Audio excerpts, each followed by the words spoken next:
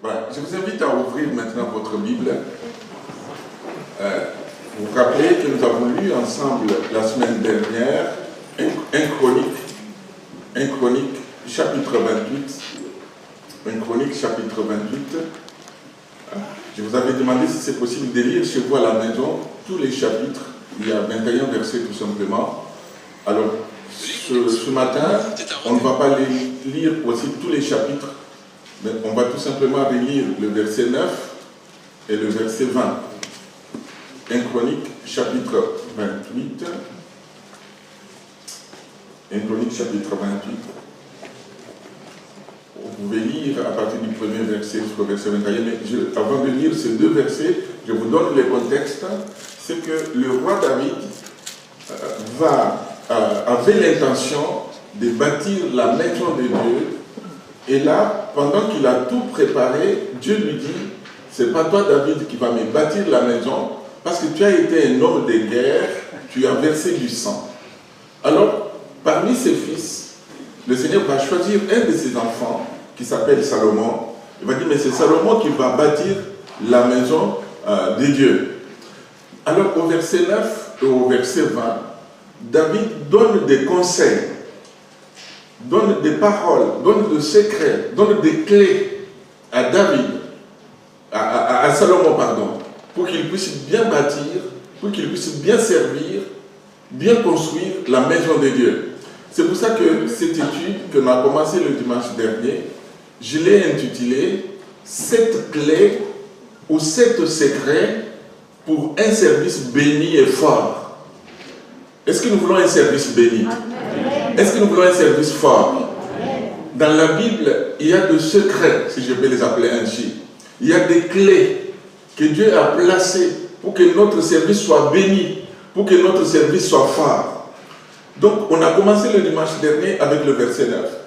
Au verset 9, David dit à Salomon, son fils, « Salomon, et toi, Salomon, mon fils, connais le Dieu de ton père et serre-le d'un cœur dévoué. » On a regardé deux clés ou deux secrets qu'on a regardé le dimanche dernier. Le premier, c'est connaître notre Dieu, donc la connaissance de Dieu. Nous avons vu que c'était capital. On ne peut pas servir quelqu'un qu'on ne connaît pas. Donc pour servir Dieu, il faut le connaître. Bien sûr que Dieu se révèle. Et nous avons prié pour qu'il se révèle encore. Parce que nous voulons le connaître plus pour mieux le servir. Et puis, la deuxième clé qu'on a vue le dimanche dernier, c'est que nous devons servir Dieu avec un cœur dévoué. C'est-à-dire un cœur sincère, un cœur vrai, un cœur juste, un cœur complet, un cœur rempli. Donc, l'affaire de Dieu, le service de Dieu, l'expérience que nous avons avec Dieu, c'est d'abord l'affaire du cœur. Tout ce que nous faisons, qui ne vient pas du plus profond de notre cœur, ça ne porte aucun fruit devant Dieu. Donc j'ai besoin que mon cœur appartienne d'abord à Dieu. Ça, c'était la deuxième clé qu'on a vue le dimanche dernier. Donc la première, la connaissance de Dieu. Deuxième, un cœur dévoué, un cœur entier, un cœur juste, un cœur vrai. Et puis, on va voir ce matin 3 clés, donc ça nous fera 5. Et le dimanche prochain, Dieu voulant, on regardera les 2 restes. Alors pour les 3 clés de ce matin, on va aller au verset 20. Au verset 20, David ajoute ceci, il dit ceci à Salomon son fils. David dit à Salomon son fils, fortifie-toi, prends courage et agis. Amen. Je voulais tout simplement m'arrêter avec vous sur ce petit bout de phrase, ce petit bout de verset que nous venons de lire, parce qu'il y a nos 3 clés pour un service béni et fort. David dit à son fils, et toi Salomon mon fils, fortifie-toi, prends courage et agis. La première clé que nous voulons voir ce matin, ou la troisième si je compte depuis le dimanche dernier, c'est quand David lui dit, fortifie-toi. Donc pour servir Dieu, mes frères et sœurs, nous avons besoin de la force. Amen. Amen. Nous avons besoin d'être forts. Nous avons besoin d'être fortifiés. Nous avons besoin, d'ailleurs pour accomplir n'importe quelle œuvre, nous avons besoin d'être fort, d'avoir de la force. Et la volonté de Dieu, c'est que son peuple soit fort et puissant. Dieu veut que chacun de nous soit fort, soit fortifié. Alléluia. Dans le psaume 68 au verset 29, le psalmiste dit, ton Dieu ordonne que tu sois puissant. Donc que tu sois fort. Dieu veut que nous soyons forts. Dieu veut nous fortifier. Dieu veut nous encourager. Fortifie-toi. Je voudrais peut-être dire à quelqu'un qui se sent faible, qui se sent peut-être épuisé, qui me dit, mais je n'ai plus de force pour avancer. Dieu voudrait te dire ce matin, fortifie-toi. Mais le mot qui est utilisé, c'est vrai que Dieu nous demande de nous fortifier parce que nous avons tendance à baisser les bras très vite. Le mot qui est utilisé ici, quand tu dis fortifie-toi, le verbe fortifier qui est utilisé ici, c'est le verbe kazakh qui veut dire rendre fort. Donc quand Dieu nous dit fortifie-toi, mais en même temps c'est lui qui nous rend forts, mes amis. Parce que la force n'est pas à nous. Donc c'est lui qui nous rend forts. C'est lui qui nous fortifie. C'est lui qui nous rend des forces. C'est lui qui nous a... C'est pour ça d'ailleurs que Jésus dira à ses disciples, vous recevrez une puissance, le Saint-Esprit survenant sur vous. Donc ils ne savaient que si le Saint-Esprit ne descend pas, ils ne seront pas capables d'avoir de la force. Ils ne seront pas capables. L'apôtre Paul, qui était conscient de cela, il dit, quand il écrit à Timothée, de Timothée 1, chapitre 1, verset 7, car l'esprit que Dieu nous a donné ne nous rend pas timides, au contraire, son esprit nous remplit de force, d'amour et de sagesse. Fortifie-toi. Fortifie-toi. Donc je disais que Dieu nous demande de nous fortifier, mais c'est en même temps lui qui nous rend forts. Je bénis celui-là. C'est lui qui nous rend forts, mes amis. L'apôtre Paul disait que ce n'est pas à dire que nous soyons par nous-mêmes capables de concevoir quelque chose comme venant de nous-mêmes, mais notre capacité, au contraire, vient de Dieu. Donc c'est Dieu qui nous rend capables. C'est Dieu qui nous qualifie. C'est Dieu qui nous rend forts. C'est Dieu qui nous donne la force nécessaire. Si nous, on pensait qu'à nous, on était forts, ben, nous serions tout de suite disqualifiés pour le service de Dieu. J'entendais un homme de Dieu qui disait, Dieu n'appelle jamais des gens capables, mais il rend capables ceux qu'il appelle. Amen. Si vous pensez que vous étiez capable de faire quelque chose pour Dieu, mais vous êtes juste à côté de ce que Dieu cherche. Dieu n'a pas besoin des gens capables, Dieu a besoin des gens incapables, parce que c'est lui qui les rend capables. Vous vous imaginez si, d'ailleurs j'ai écouté les dons spirituels, que si vous épuiserez vous-même, parce que vous voulez utiliser votre propre force, le service de Dieu, nous l'accomplissons avec la force que Dieu donne, que son nom soit béni. Donc ce verbe, ce mot, ou ce verbe fortifier, kazakh, qui veut dire rendre fort, mais veut aussi dire soutenir. Quand nous passons par des moments difficiles, le Seigneur est présent pour nous soutenir, pour être avec nous. Il est à nos côtés. C'est pour ça que Ésaïe disait, Ésaïe 41, verset 10, « Ne crains rien, car je suis avec toi. » Dieu parle dans la bouche du prophète Ésaïe. « Ne promène pas de regard inquiet, car je suis ton Dieu. Je te fortifie, je viens à ton secours, je te soutiens de ma droite triomphante. » Alléluia. Donc Dieu est celui qui nous soutient, donc nous rend forts. Lorsque nous traversons une épreuve, lorsque la maladie vient, la difficulté est là, Dieu est le soutien de notre cœur. Il est le soutien de notre vie, que son nom soit béni. Donc c'est toujours le même mot, fortifier, kazakh. C'est rendre fort, donner de la force, mais ça veut dire aussi soutenir. Soutenir. Et ce mot veut aussi dire être ferme. être résolu, être vaillant, être dur. Ainsi, mes amis, même lorsque nous nous sentons fatigués, épuisés, nous pouvons, mes frères et sœurs, lever nos yeux, les fixer sur le Seigneur. La Bible nous encourage, la Bible nous dit, mais ceux qui se confient à l'Éternel renouvellent leurs forces.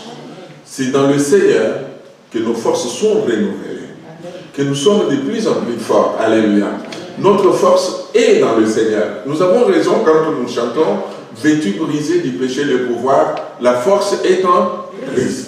La force est en Christ. C'est en lui et en lui seul que nous pouvons trouver la force. Vous avez bien compris qu'une telle force ne viendra pas de nous. Bien sûr qu'il y a des hommes forts sur la terre qui ont la force dans leurs muscles. Mais souvent, la force qu'ils ont, c'est pour faire du mal, c'est pour frapper les gens, c'est pour faire des choses horribles.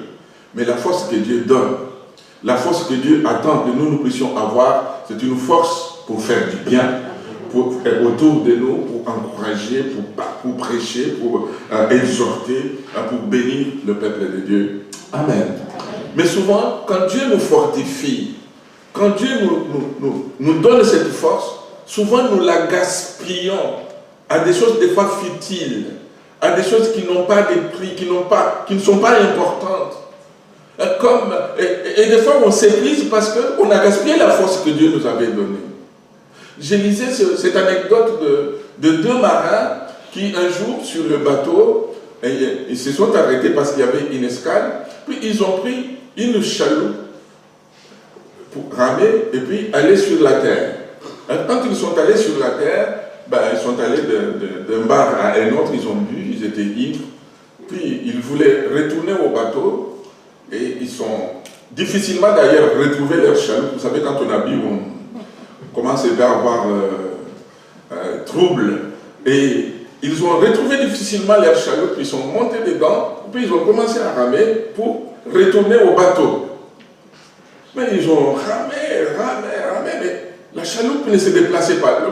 Le bateau était toujours loin. Tellement ils ont ramé, ils se sont fatigués. Et puis vous savez ce qu'ils ont fait, comme c'était la nuit, ils ont dormi dans la chaloupe. Le matin, quand l'alcool est passé, puis ils se réveillent. Mais pourquoi nous ne sommes pas allés au bateau? Mais tout simplement, ils se rendent compte que leur chaloupe était restée attachée. La corde attachée à l'arbre quand ils sont arrivés. Donc ils voulaient avancer, ils voulaient progresser, mais la chaloupe était attachée. Et des fois, on est comme ça. Il y a certaines choses qui nous attachent. Il y a certaines choses qui nous volent de la force. Et pourtant, Dieu, par la présence du Saint-Esprit dans nos vies, Dieu veut que nous soyons un peuple fort. Dieu nous dit ce matin, et il dit à chacun d'entre nous, fortifie-toi, ressaisis-toi. Si quelqu'un se sentait épuisé ce matin, Dieu voudrait le fortifier. Amen. Dieu voudrait vraiment nous fortifier ensemble, nous encourager ensemble. Alors je disais que sans l'aide de l'Esprit de Dieu, cette force n'existe pas dans l'homme naturel et nulle chair ne peut se glorifier devant le Seigneur. Vous vous rappelez comment Zacharie disait à Zorobabel, le gouverneur, dans Zacharie 4, verset 6, que ce n'est ni par la puissance, ni par la force, mais c'est par mon esprit. L'œuvre de Dieu, nous ne pouvons l'accomplir qu'avec l'aide du Saint-Esprit. Nous avons besoin de laisser toute la place au Saint-Esprit de Dieu. Nous voulons crier à lui ce matin pour qu'il vienne nous habiter encore, pour qu'il vienne nous remplir encore, pour qu'il vienne prendre la place dans l'Église, pour que ce soit lui qui nous dirige. Parce que c'est quand lui est à nous que nous sommes forts. Même si physiquement nous sommes faibles, qu'importe. Vous vous rappelez, il y a quelques années de cela, nous sommes allés au stade du Havre, au CA. On a vu un homme qui n'avait ni jambes, ni bras, mais parce que le Saint-Esprit était en lui. Cet homme nous a donné son témoignage, il accomplissait des choses extraordinaires. Tout simplement parce que le Saint-Esprit était en lui. Alors l'œuvre de Dieu, mes amis, ne va pas s'accomplir par notre propre force, ni par notre puissance. Mais l'œuvre de Dieu s'accomplit par l'Esprit de Dieu. Amen. Le prophète Agé, qui vient juste après, qui vient avant Zacharie, dit, maintenant, fortifie-toi, Zorobabel. Fortifie-toi, Josué, fils de Josadak, souverain sacrificateur. Fortifie-toi, peuple entier, dit l'Éternel, travaillez, car je suis avec vous, dit l'Éternel des armées. Amen. Fortifie-toi. Fortifie-toi. C'est le même mot kazakh qui est utilisé.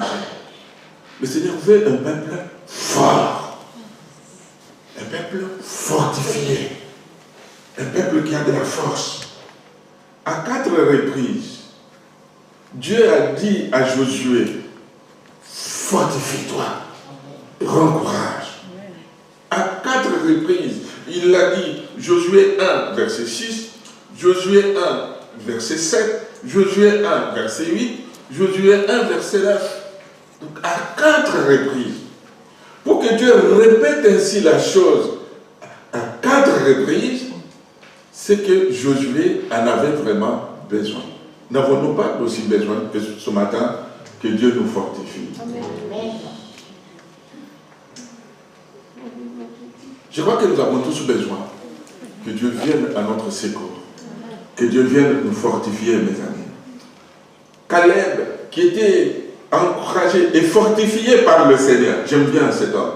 Si vous lisez dans le livre de Josué, chapitre 14, verset 1, il dit à Josué, je suis encore vigoureux, comme au jour où Moïse m'envoya. J'ai autant de force que j'en avais alors, soit pour combattre, soit pour sortir et pour rentrer. Amen. Donc il avait encore des forces 45 ans après. Wow. 45 ans plus tard, il dit, j'ai autant de force que j'en avais, soit pour combattre, soit pour sortir et pour rentrer. Je crois que si Caleb dit qu'il avait autant de force, c'est parce que le Seigneur le fortifiait. Parce que dès qu'on atteint 50 ans, je me rappelle quand j'ai eu mes 50 ans, mes enfants à l'effetant m'ont dit, mais papa, tu sais, maintenant que tu as eu 50 ans, tu commences l'autre pente. Je leur ai dit, bon, merci beaucoup. Mais je peux vous dire que même s'il ne me l'avait pas dit, moi-même je le sens dans mon corps. Je sens dans mon corps que ce n'est plus le corps de ce jeune garçon de 25 ans ou de 35 ans. Ce n'est pas pareil. On le sent. Mais pour que Caleb, à 85 ans, il dise, mais j'ai autant la force que lorsque j'avais 40 ans. Waouh! Il fallait qu'il ait mangé des vitamines du ciel. Il fallait que quelque chose se soit passé dans sa vie. Gloire au Seigneur. Donc ainsi, mes amis, que nous soyons reconnaissants envers Dieu pour la force qu'il nous donne tous les jours. Il veut encore nous donner et nous donner encore plus. C'est pour ça que Moïse, parlant au peuple d'Israël dans le livre de Deutéronome, il leur dit, Deutéronome 8, verset 17, « Garde-toi de dire à ton cœur, ma force et la puissance de ma main m'ont acquis ces richesses. Souviens-toi de l'Éternel ton Dieu, car c'est lui qui te donnera de la force pour les acquérir, afin de confirmer, comme il le fait aujourd'hui, son alliance qu'il a jurée à tes pères. » Donc c'est Dieu qui nous donne la force. C'est Dieu, ma soeur Katiana, qui te donne les capacités. C'est Dieu qui nous donne la force pour acquérir, pour travailler, pour accomplir des choses, que son nom soit béni. La force n'est pas à nous, la force nous vient de Dieu. Mais Dieu nous dit, fortifie-toi. C'est-à-dire, nous avons notre part, nous avons notre responsabilité.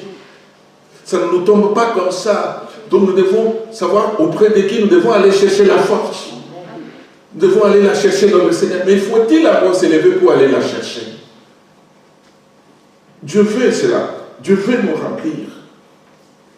En Israël, à un certain moment, il n'y avait personne qui avait la force. Dans Juge chapitre 5, les chefs étaient sans force en Israël.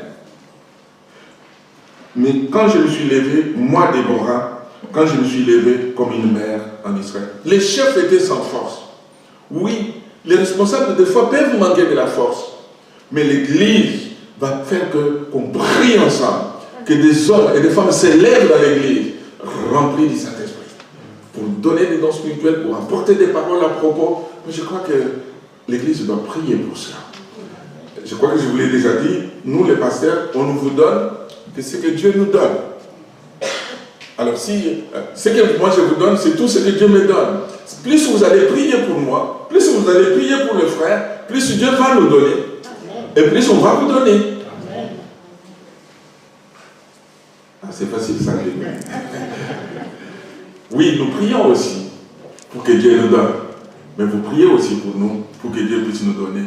Amen. Quand tu l'appelles Gédéon et il veut l'envoyer, Juge chapitre 6, verset 14, l'Éternel se tourna vers lui et lui dit, va avec cette force que tu as. Donc le Seigneur sait que Gédéon n'est qu'un homme.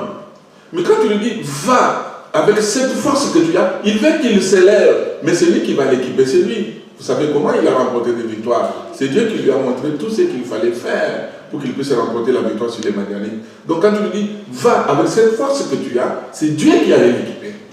C'est Dieu qui allait lui donner la force. Donc la force est en Christ, que le nom du Seigneur soit béni. Moïse était conscient aussi de cela, que toute sa force venait de Dieu. Il le dira dans Exode 15, verset 2, l'Éternel est ma force et le sujet de mes louanges. Que Dieu soit notre force et le sujet de notre louange, que son nom soit béni. Fortifie-toi. Et puis, deuxième clé que j'ai relevée, David dit au verset 20 de notre texte, 1 Chronique 28, verset 20, il lui dit, fortifie-toi. Et puis la deuxième clé, il lui dit, prends courage. Vous savez, on peut connaître Dieu. On peut avoir un cœur dévoué, un cœur entier. On peut même avoir de la force pour servir. Mais si on n'a pas le courage, on ne peut rien faire. Parce qu'il suffit d'une simple contrariété, on va tout arrêter. Il faut avoir le courage d'avancer.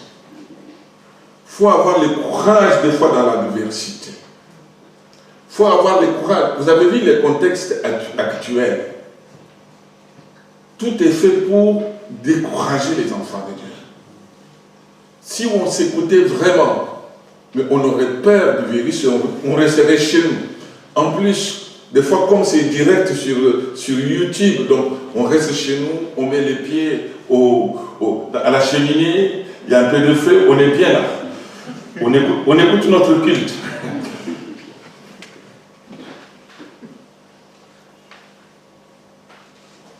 David dit à son fils, fortifie-toi et prends courage. Dans l'adversité, mes amis, nous avons besoin d'être encouragés. Nous avons besoin d'avoir du courage. Le courage est une vertu qui s'avère indispensable aux personnes qui veulent parvenir à certains buts, à certains objectifs. Si on veut aller plus loin, nous devons nous armer du courage. Au quotidien, le courage est l'une des conditions indispensables au fait de surmonter des situations de danger ou d'épreuve. Une personne courageuse assume, fait face et tient bon. Amen. Le Seigneur nous appelle à assumer, le Seigneur nous appelle à faire face, le Seigneur nous appelle à tenir, mes frères et sœurs. Quels que soient les temps, quelles que soient les difficultés, quelles que soient les épreuves que nous traversons, que nous puissions tenir bon. Dans l'œuvre de Dieu, nous avons besoin du courage. Vous savez, il y en a qui, avec des paroles, qui peuvent vous décourager. Il y en a qui, des fois, avec des actes, nous les serviteurs de Dieu, on passe d'église en église, des fois, on voit des choses, des fois, on vit des choses, mais on ne s'arrête pas, parce que nous savons qui nous a appelés. Mais qui nous a appelés ensemble? Vous savez en qui vous croyez, mes amis. Alors, ce n'est pas un frère, ce n'est pas une sœur qui doit vous arrêter. Parce que vous savez en qui vous croyez. Donc, il faut avoir du courage pour continuer la marche, pour continuer à servir. Il faut avoir du courage pour continuer.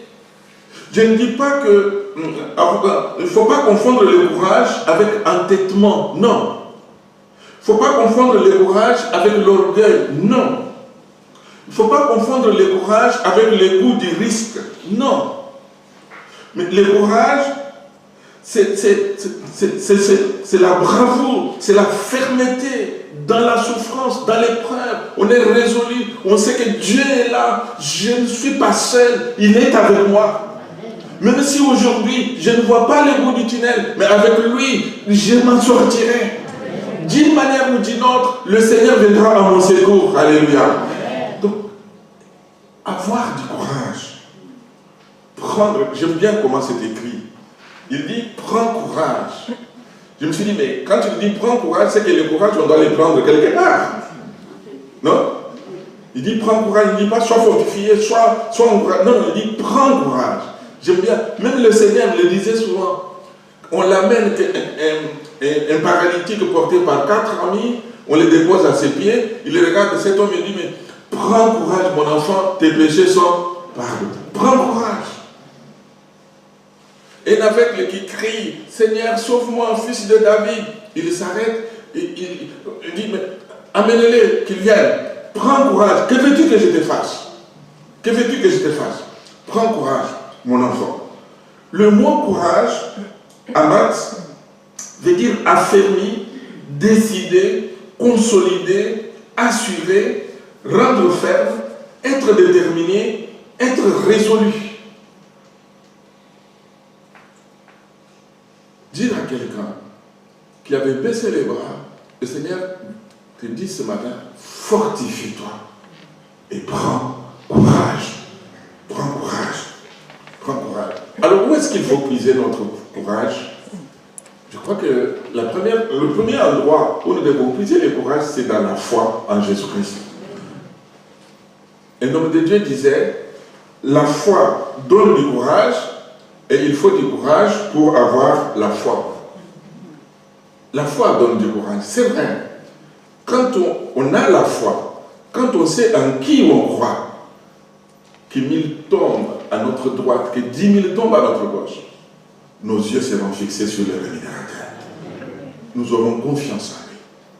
Nous allons nous attendre à lui. C'est ainsi que Job, malgré les épreuves qu'il traverse, il a perdu tous ses enfants. Il a perdu toutes ses richesses. Vous connaissez ce verset célèbre dans Job 19, verset 25. Il dit, mais je sais que mon Rédempteur est vivant et qu'il se lèvera le dernier sur la terre. Il dit, je sais. Même si je traverse tout ce que je vis aujourd'hui, mais mon Rédempteur est vivant. Amen. C'est parce qu'il avait foi en Dieu.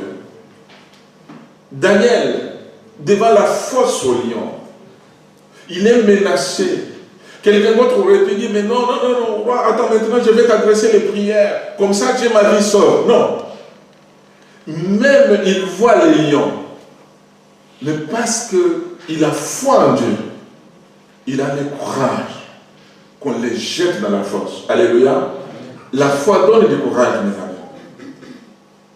D'ailleurs, beaucoup de frères et sœurs, je les entends souvent dire, mais frère, heureusement que j'ai le Seigneur. Je ne sais pas si je ne l'avais pas, qu'est-ce que je serais devenu. Heureusement que nous avons le Seigneur dans notre vie. Merci Seigneur. Pourquoi? Parce qu'il nous donne le courage à travers les épreuves, à travers les difficultés. Daniel a été jeté dans la fosse au lion.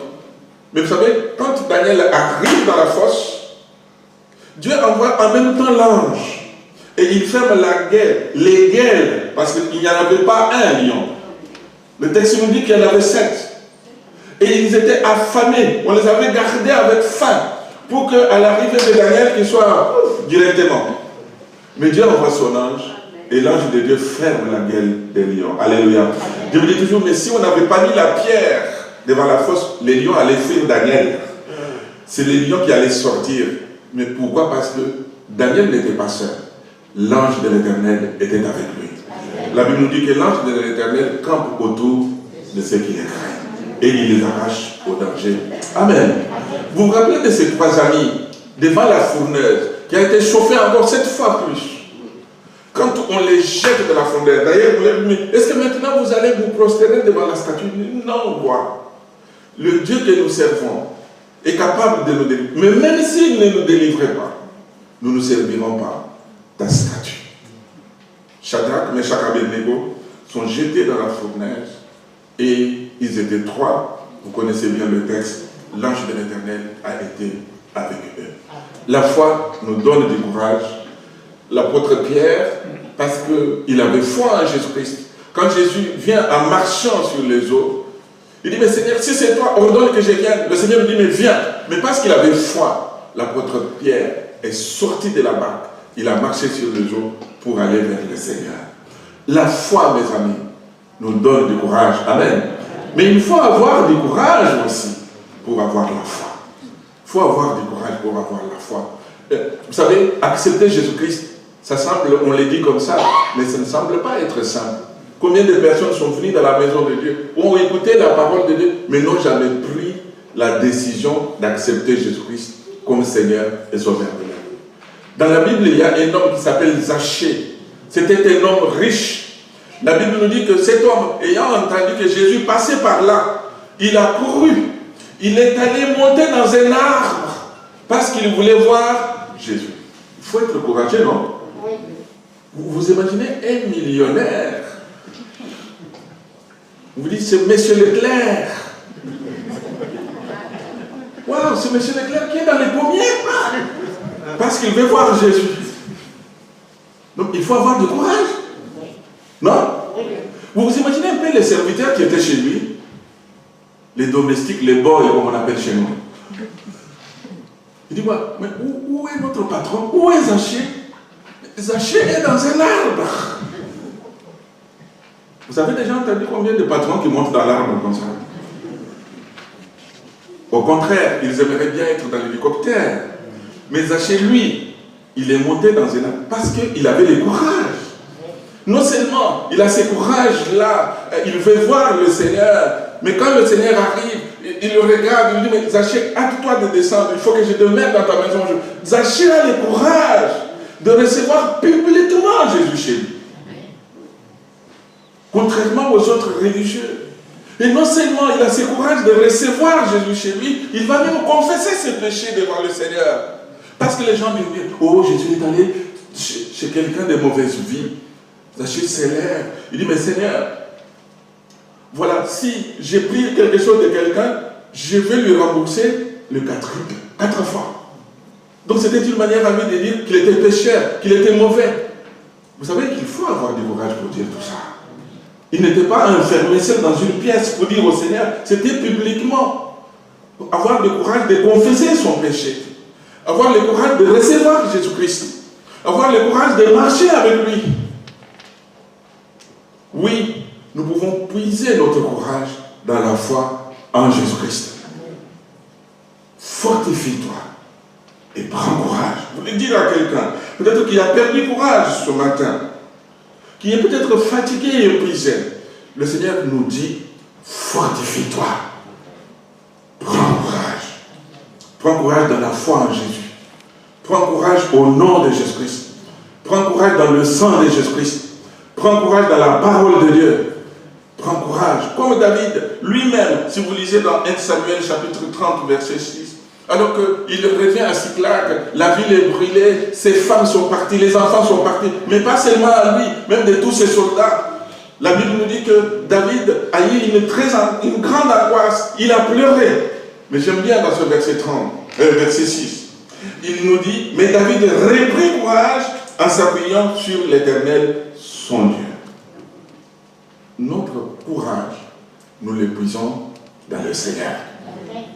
Mais nous faut-il encore y aller pour le chercher. Le courage est communicatif, mes frères et sœurs. Lorsque nous marchons avec des gens qui nous font du bien, ils nous encouragent. Mais lorsque nous marchons avec des gens découragés, ils vont nous décourager. Alors il faut regarder qui vous fréquentez. Si vous fréquentez les gens qui aiment toujours des paroles négatives, qui aiment toujours des paroles décourageantes, je vous dis, vous n'allez pas vous en sortir. Parce que le courage et le découragement se communiquent. C'est Rahab qui raconte dans le livre de Josué chapitre 2 que lorsque nous avons entendu ce que vous avez fait, donc il a tout simplement entendu. Elle et tout son peuple, ils ont perdu courage. Tous, ils ont perdu courage. Alors que Dieu, ce matin, nous fortifie et nous encourage que son nom soit béni. Je termine avec la troisième clé. Il dit, fortifie-toi, prends courage et agis. Non seulement nous avons besoin d'être fortifiés, nous avons besoin d'être encouragés, mais la Bible nous montre que pour servir Dieu, nous avons besoin de passer à l'action. Il faut agir. Le Seigneur Jésus-Christ disait, Jean 5, verset 17, « Mon Père agit jusqu'à présent, moi aussi, j'agis. » Vous savez, l'œuvre de Dieu, s'il n'y a pas que des paroles, il y a l'action. Il faut agir. Nous tous ici, nous savons, théoriquement nous savons, pour que notre maison soit propre. Nous pouvons même l'apprendre à l'école. Pour que notre maison soit propre, il faut qu'il y ait les produits, il faut qu'on ait un balai, il faut qu'on fasse ceci, il faut qu'on... Mais aussi longtemps qu'on n'a pas pris le balai, qu'on ne sait pas lever pour commencer à nettoyer, est-ce que notre maison sera propre? Non. Il faut passer à l'action. Tout à l'heure, ici à midi, on aura faim pour manger. Je ne sais pas si vous en avez déjà faim.